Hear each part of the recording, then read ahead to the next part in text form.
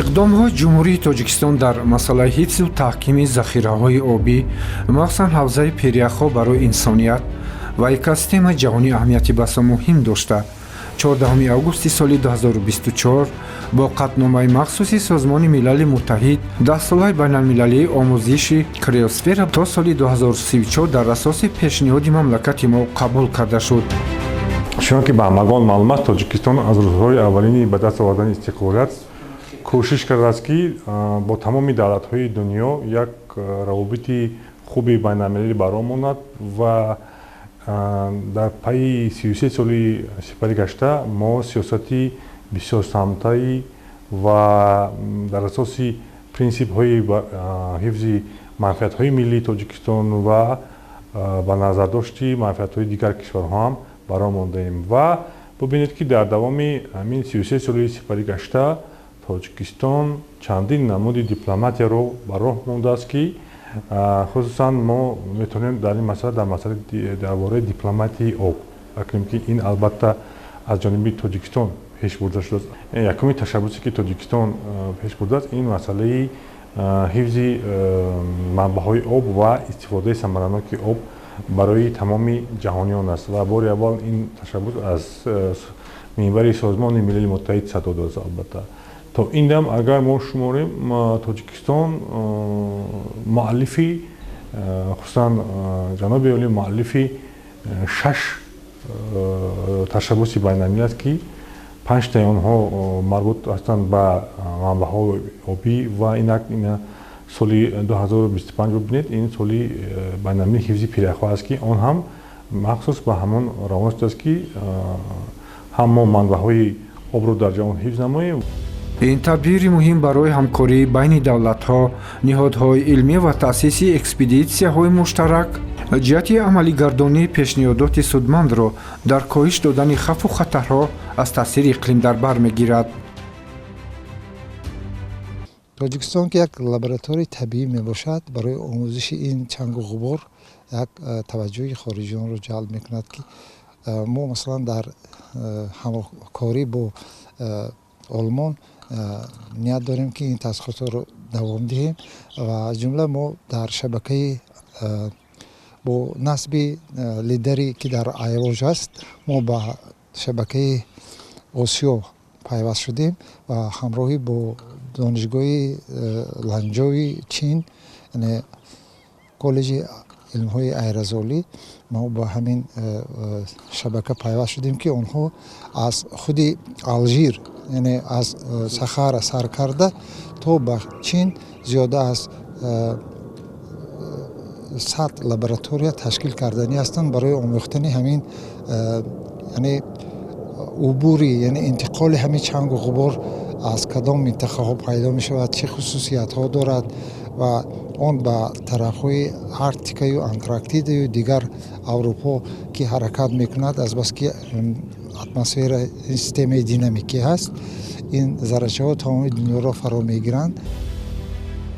дар озмӯшгоҳи физикаи атмосферии Институти физика ва техникаи ба номи Султон Умарови Академияи миллии илмҳои Тоҷикистон ҳамкориҳо бо ниҳодҳои илмии мамлакатҳои Чин, Олмон, Россия, Фаронса ва Осиё Марказӣ тақвият дода шуда, таҷрибаҳои илмӣ дар доираи Агентии байналмилалии кайҳонии НАСА масъалаи таъсири гардуғубор ба атмосфера, махсусан периахҳо ба таври васеъ омӯхта мешавад.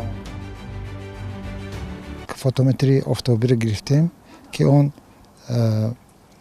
рӯзона бо офтоб ва шабона бо моҳтоб кор карда дар бораи ғафсии оптикии атмосфера, дар бораи вазъи атмосфера ба мо маълумотҳоро медиҳад.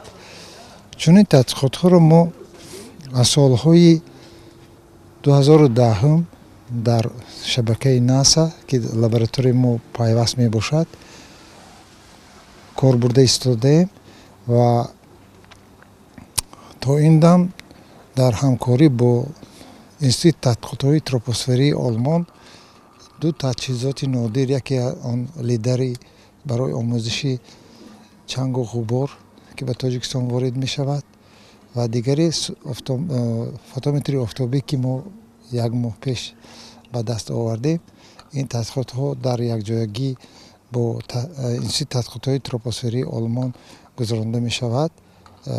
оғоз намудаем, кор карда истодаем.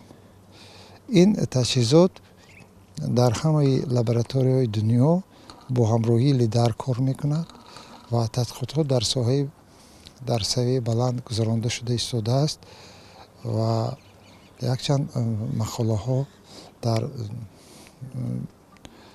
маҷаллаҳои тақризшавандаи дунё ба нашр расидааст. бо истифода аз ин таҷҳизотҳо аллакай 7 нафар рисолаҳои номзадии худро дифоъ карда соҳиби дипломи номзади илм гардиданд ва ин тадқиқотҳо ҳанӯз давом дорад.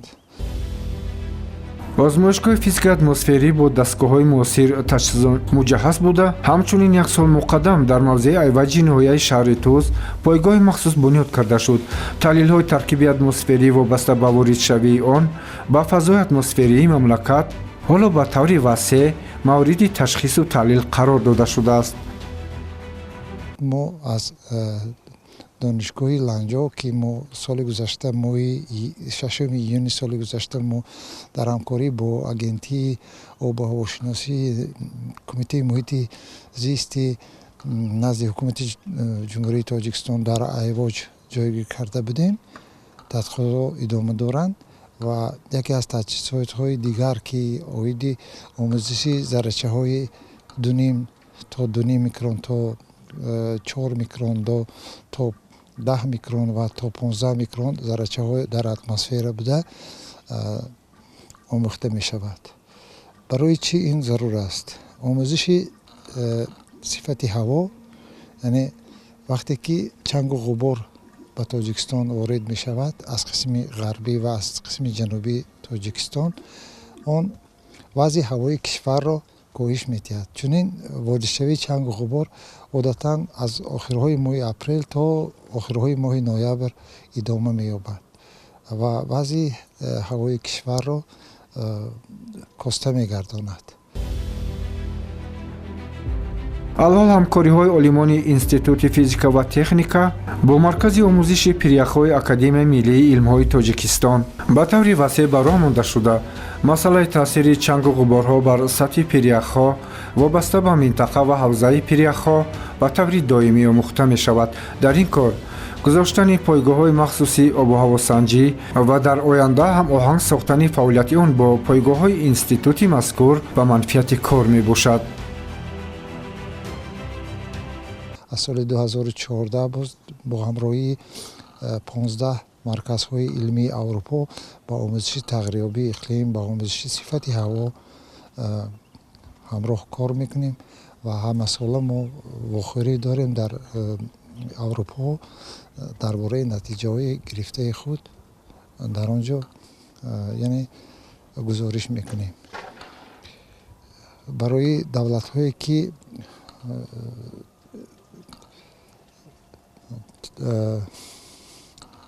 корхонаҳои истеҳсолӣ доранд, партовҳои зиёд мекунанд, хусусан дар Аврупо, омӯзиши ин заррачаҳои то 2 микрон бисёр мубрам мебошад, барое ки онҳо ба саломатии инсон зарари хавфи зиёд доранд. барои ҳамин таваҷҷӯҳи тамоми олимон дар он минтақаҳое ки ин чангу ғубор пайдо мешаванд, дар минтақаи чангу ғубор, яъне як тасмаи чангу ғуборе аст ки аз африкои шимолӣ сар мешавад, аз биёбони Сахара. дар ҳамин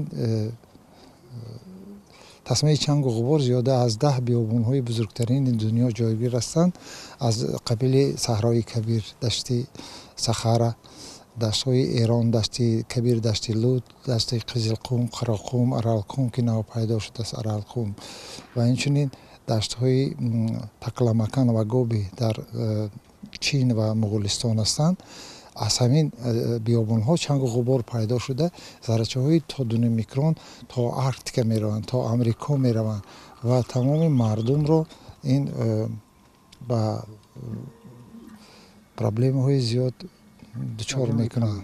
аз ҷиҳати экологӣ, аз ҷиҳати эпидемиологӣ барои саломатӣ бисёр таваҷҷӯҳ карда тамоми дунё инро омӯхта истоданд олимони дунё. ҳукумати ҷумҳурии тоҷикистон ҷиҳати ҳифзи пиряхҳо, захираҳои обӣ ва кам кардани таъсири иқлим ба табиат пайваста тадбирҳои муҳимро роҳандозӣ менамояд. дар кишвар ба мушкилоти обшавии пиряхҳо барномаҳои давлатӣ ва ду стратегия амал карда истодааст, ки мазмуну моҳият ва ҳадафи амалисозии онҳо барои ноил шудан ба мақсадҳои болозикр равона гардидааст. яке аз чунин санадҳои муҳим стратегияи миллии кишвари сабз мебошад, ки раванди татбиқи он то соли 2040-ро дар бар мегирад.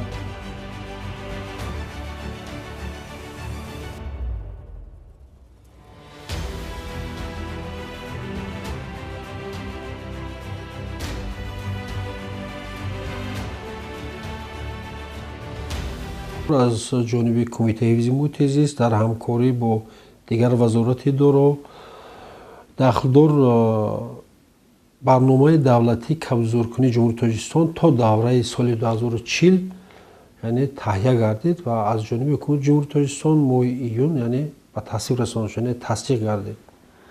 ва ин ҳам бошад дар асоси супориши бевоситаи пешвои муаззини миллат зимни паёми навбатӣ ироа доштанд ва умуман яъне принсипи сабзгардонӣ, ворид кардани технологияҳои сабз, умуман рушди тамоми инфрасохтори сабз бисёр тасмими хуб аст ва ин таҳти назорати роҳбарияти олии кишвар қарор дорад ва стратегияи рушди иқтисоди сабз низ ба ин нигаронда шудааст. барномаи давлатии кабзоркунии ҷумҳурии тоҷикистон то давраи соли 2040 таҳия ва тасдиқ шудааст ва яъне аз чанд давра иборат аст.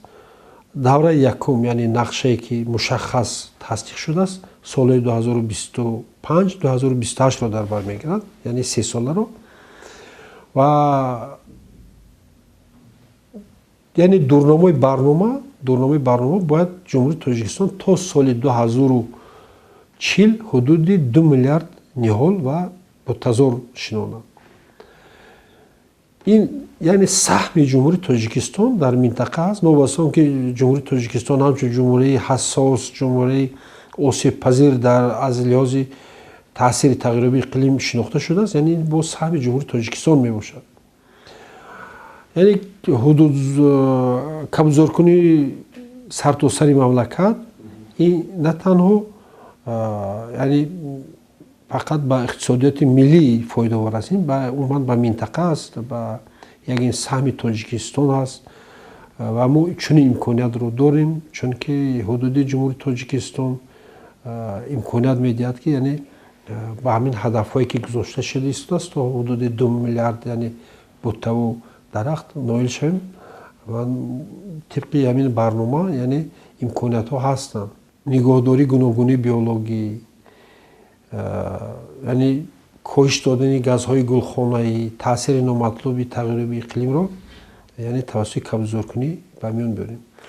ва имрӯз олимон низ мо ҳамагон медонем ки ҷумҳурии тоҷикистон имрӯз пиряхҳои ҷумҳурии тоҷикистон яъне аз ҳудуди зиёда аз 14 000 пиряхе ки хурду калон ҳастанд, ҳамагон медонем ки 1000 пирях талаф ёфтааст ва ин охири кор нест. агар чунин раванд мо метавонем ки яъне шумора зиёд шавад ва анамин кабзоркунии ҳудуди мамлакат яъне ба тариқи ғайри мустақим метавонад ки 1 дараҷа яъне таъсири номатлубро коҳиш диҳад ва яъне имрӯз олимон методи дигаре ки пешниҳод карданд, яъне зиёд кардани обанбор, яъне обанбори роғун низ метавонад ки яъне ба таъсис додани микроклимат яъне ҳисоби буғшавӣ метавонад ки яъне ҳудуди кабзори моро зиёд кунад ва анамин бинем ки ҳамин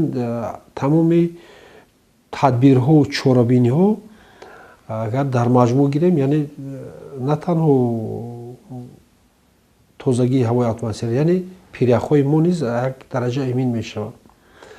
пиряхҳои ҷумҳурии тоҷикистон гарчанде дар ҷумҳурии тоҷикистон ҷой гиранд, ин манфиати тамоми минтақаро низ пешбинӣ шудааст.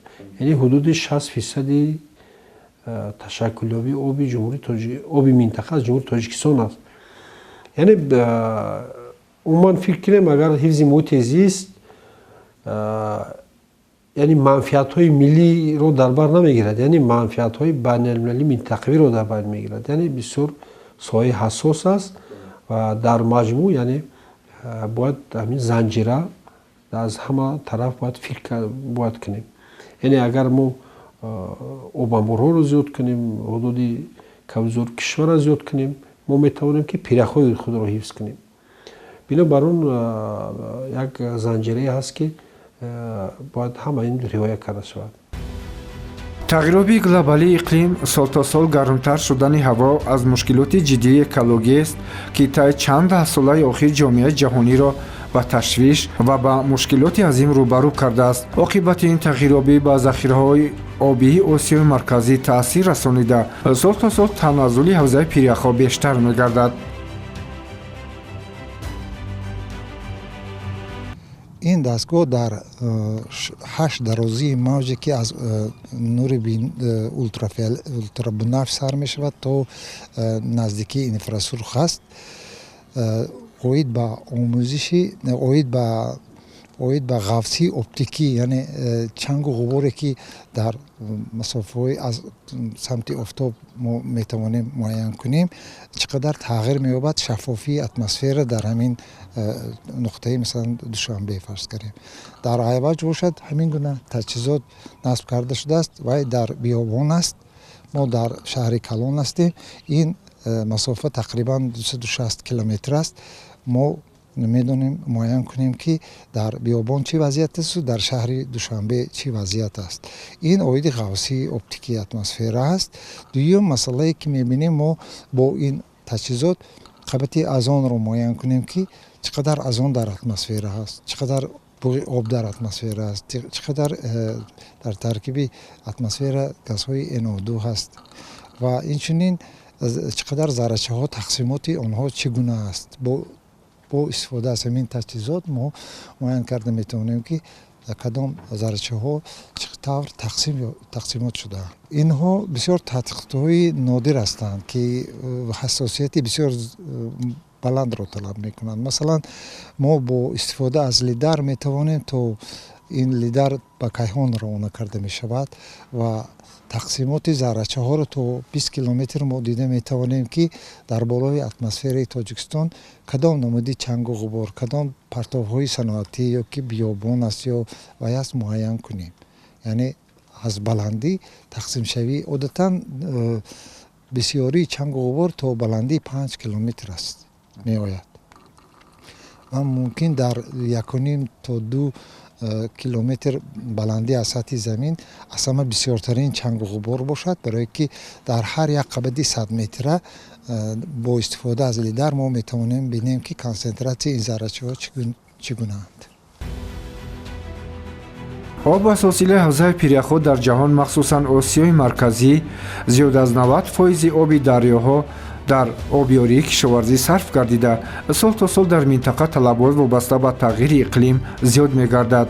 дар 6 соли охир шумораи аҳолӣ дар минтақа аз 20 миллион қариб ба 70 миллион нафар ва талабот ба истеъмоли солонаи об аз 60 километри кубӣ ба беш аз 110 километри кубӣ расида. мувофиқи пешгӯиҳои илмӣ ин талабот то соли 2030 боз то 20% афзоиш хоҳад ёфт. вобаста ба тағйиробии иқлим ва ба таври бесобиқа гарм шудани ҳавои обшавӣ аз меъёрзиёди пиряхҳо, масъалаи таъминоти минтақа бо оби ошомиданӣ ва обёрӣ марбут бо масъалаи ҳифзу таҳкими пиряхҳо хеле муҳим мебошад ки дар конфаронси ҷаҳонии ҳифзи пиряхҳо ки дар моҳи майи соли ҷорӣ дар раванди оби Душанбе дар пойтахти мамлакат баргузор мегардад, ҳамчун масъалаи муҳим дар баробари дигар масоили экологии сайёра мавриди баррасӣ қарор дода мешавад.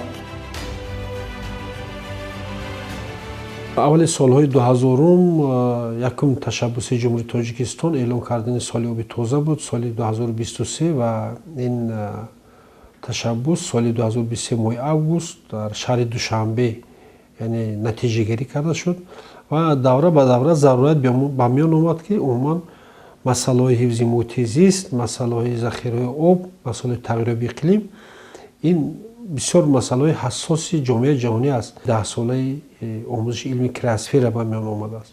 Ин зарурият ба миён омад, яъне соли ташаббуси панҷуми ҷумҳурии Тоҷикистон фақат дар самти захираи об ҳифзи пиряхҳо мебошад, ки соли 2025 яъне дар шаҳри Душанбе конфронс сатҳи баланд натиҷагирӣ мешавад ва масъалаи яъне раванди босуръат обшавии пиряхҳо баррасӣ мегарданд. ҷумҳурии Тоҷикистон аз яъне даври истиқлолият ҳамагӣ аз 3% тавонист ки то 22 зиёда аз 22% ҳудуди ҷумҳурии Тоҷикистонро яъне ҳудудҳои махсус муовизкунанда таъсис диҳад. ва ин охири кор нест. Яъне дар моҳи декабр мо шоҳиди он будем ки яъне як қисми баҳри тоҷик яъне ба ҳудудҳои махсус муовизкунандаи ҷумҳурии Тоҷикистон шомил гашт. яъне ҳадаф аз зиёд кардану васеъ кардани ҳудудҳои махсус муовизкунанда яъне ин нигоҳ доштани ҳолати биологӣ, гуногунии биологӣ, яъне зиёд кардани шумораи ҳайвонҳои нодир ва ҳифзи онҳо мебошад. дар сатҳи ҷаҳонӣ бо ҳавзаи дарё ва пиряхҳо ки зиёда аст 6% мамлакатро пиряхҳо ташкил медиҳад, ҷумҳурии Тоҷикистон дорои захоири бузурги обӣ ба шумор меравад. ҳамасола 64 миллиард метри мукааб об дар қаламравии мамлакат ташаккул меёбад. ҳамин гуна қариб нисфи ҳавзаи пиряхҳои Осиёи марказӣ дар ҳудуди Тоҷикистон дар баландӣ аз 3 то 7000 метр аз сатҳи баҳр воқеъ гардиданд. ҳамин ифлосиҳое ки дар баландии то 1.5 километр аст ва неҷа максимум нишон дода истодааст. Барои якчанд дарозии мавҷ ба қайд гирифта мешавад. ҳамин максимумҳо нишон медиҳад ки дар ҳамин баландӣ ифлосӣ мавҷуд аст. бо ҳаминро ба қайд мегирем.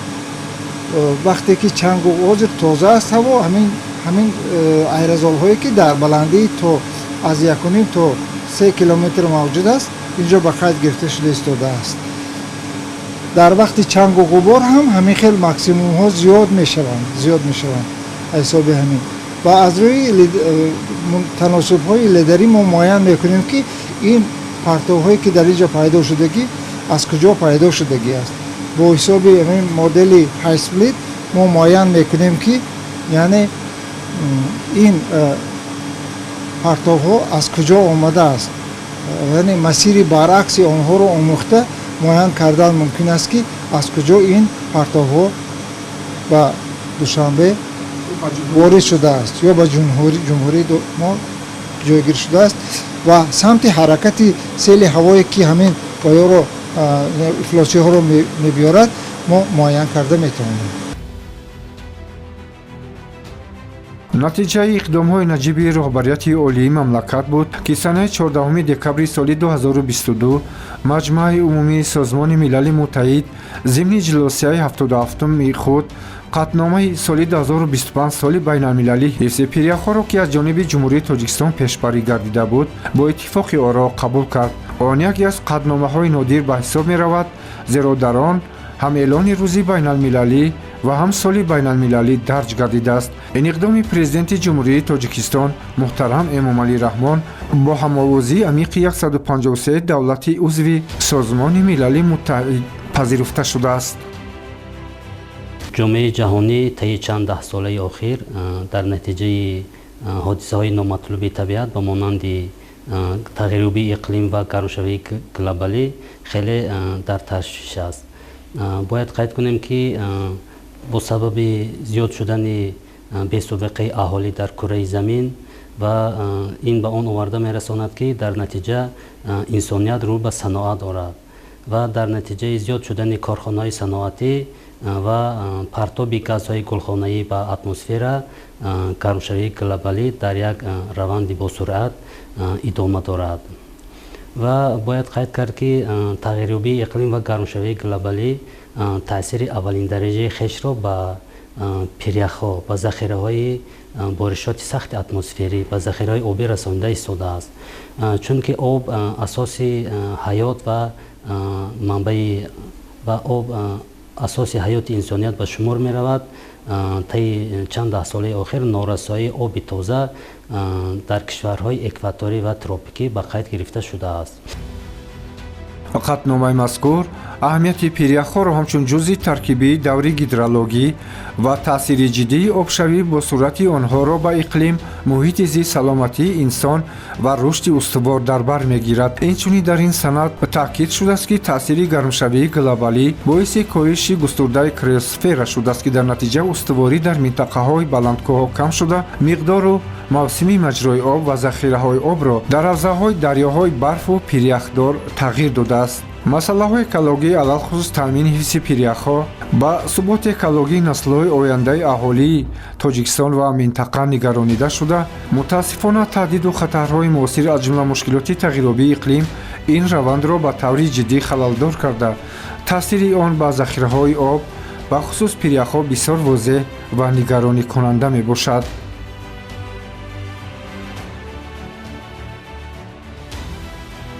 тоҷикистон дорои захираҳои бузурги манбаъҳои об мебошад, аз ҷумла пиряхи калонтарини кӯҳӣ, пиряхи дарозтарини кӯҳӣ, пиряхи банҷах ки собиқ ферченко ном дошт дар ҷумҳурии Тоҷикистон низ воқеъ гаштааст.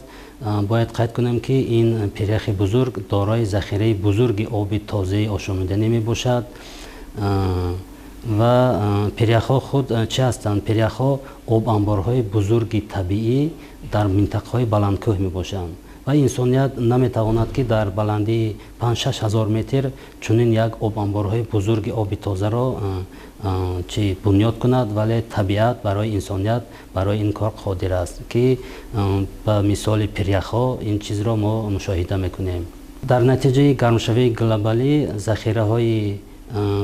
захираҳои оби аз байн рафта истодаанд ва дар натиҷаи об шудани пиряхҳо сатҳи оби уқёнуси ҷаҳонӣ баланд мешавад ва дар натиҷа мардуми соҳилнишин ва мардуми ҷазиранишин маҷбур мешаванд ки ба муҳоҷирати экологӣ рӯ оранд. албатта муҳоҷирати экологӣ низ аз пайи хеш чӣ қадар мушкилиҳо дорад ва ин ҳам бошад яке аз оқибатҳои манфии таъсири тағйирёбии иқлим ба ҳаёти инсоният мебошад.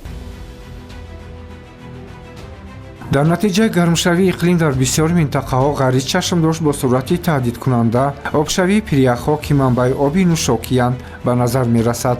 ҳолати болозикр яке аз омилҳои меҳварӣ дар нобудшавии захираҳои муҳими пиряхҳо дар дилхоҳ минтақаи ҷаҳон ба шумор меравад ки ҳолати буҳронӣ маҳсуб меёбад. бояд қайд кунем ки гармшавии глобалӣ таъсири амиқи хешро ҳам ба пиряхҳои кӯҳӣ, ҳам ба пиряхҳои уқёнусӣ ва ҳам ба пиряхҳои материкӣ ба таври назаррас расонида истодааст.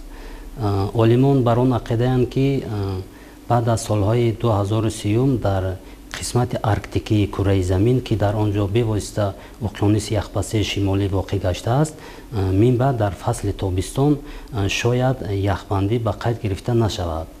вақте ки дар фасли тобистон яхбандӣ ба қайд гирифта намешавад, афтиши нурҳои офтоб бевосита ба уқёнуси ҷаҳонӣ сурат мегирад ва ин ба он оварда мерасонад ки дар натиҷа ташаккул ёфтани яхбандиҳои минбаъда таъсири манфии хешро мерасонад. ва бубинед ки дар қисматҳои Антарктика ки дар он ҷо бевосита материки Антарктида ҷойгир шудааст ки як қитъаи яхини замин ба шумор меравад, ҳамасола айсбергҳои бузург, яхпораҳои бузурги кӯҳӣ аз пиряхҳои материкӣ ҷудо шуда ба уқёнуси ҷаҳонӣ ворид мешаванд ва ин ҳам аз он шаҳодат медиҳад ки таъсири тағйирёбии иқлим ба ин намуди захираҳои обӣ расида истодааст.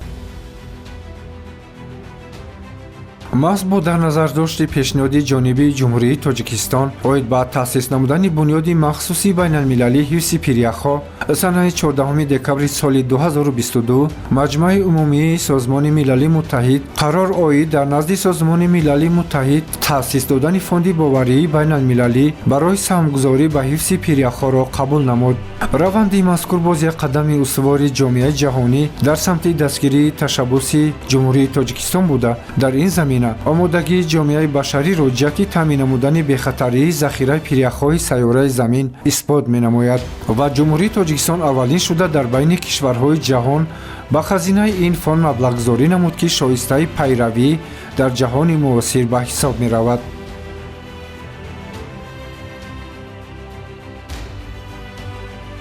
امروز در ساختار اکادمی ملی علوم تاجیکستان مرکز مخصوص برای آموزش پیره‌ها موجود است که من فکر میکنم که در فضای اتحادی دولت‌های مستقل این تجربه اولین است، چون این مرکزها در دیگر جا وجود ندارند و ممکن است که در منطقه هم این انگشت شمار باشند، اما اهمیت آن برای نگهداری خودی حفظ اکوسیستم آسیا مرکزی اوراسیا خیلی بزرگ است. به همین خاطر البته تاجیکستان در اینجا کوشش میکند که همکاری کند با تمامی کشورهای دنیا و با سازمان‌های زیادی که موجود هستند در مسئله حفظ اکولوژی. جمهوری تاجیکستان در یک دوره کوتاه مستقلیت خود توانست که همچون یعنی کشوری تشبثکار در ساحه آب و اقلیم شناخته شود و آغاز یعنی از سالهای 2000